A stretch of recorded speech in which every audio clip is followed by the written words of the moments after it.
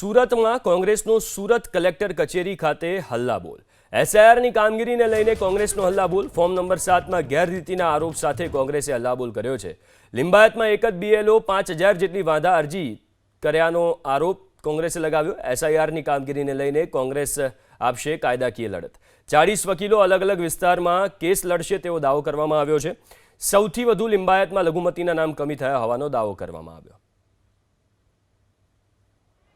એસઆઈઆરની કામગીરીમાં જે નામો કમી થયા છે એમાં કાયદાકીય રીતે પણ લડત લડવામાં આવશે. કલેક્ટર કચેરી ખાતે જે રીતે આવેદનપત્ર અપાયા છે, કેટલા નામો કપાયા છે અને કઈ રીતની કાયદાકીય લડત? ટોટલી સૌથી વધારે વોર્ડ છે લિંબાયતમાં 30,000થી વધુ કપાય છે. એવી રીતના અગર બધા વોર્ડમાં ગણવા જાય તો આઈ થિંક 2 લાખથી વધુ નામો કપાયા છે.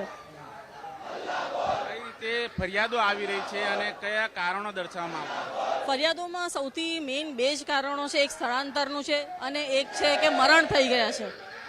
આ 2 જ કારણો સૌથી વધારે દર્શાવે છે. જ્યારે એ લોકો ઓલરેડી એ લોકો હયાત છે એ લોકોના ફોર્મ નંબર 7માં નામ આવ્યા છે. તે કયા ષડયંત્ર હેઠળ નાખવામાં આવ્યા છે એ સમજ નથી પડી રહી. કઈ રીતે કોંગ્રેસ છે વિરોધ કરી રહ્યું છે, કઈ રીતે આક્રમક રીતે લડતના મૂડમાં? કોંગ્રેસ છેલ્લે સુધી લડત લડશે. જ્યાં સુધી અમારો મત અધિકાર અમને પાછો નહીં મળે ત્યાં સુધી અમે લડત લડતા રહીશું.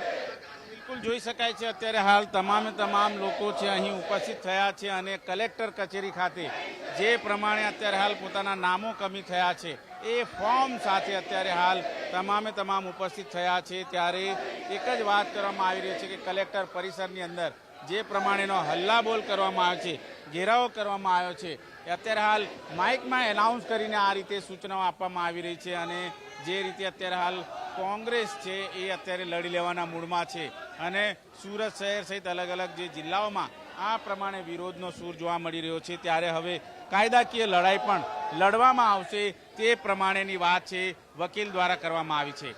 કેમેરામેન રાકેશ પાનવાલા સાથે ધનરાજ બાગલે, એબીપી અસ્મિતા, સુરત.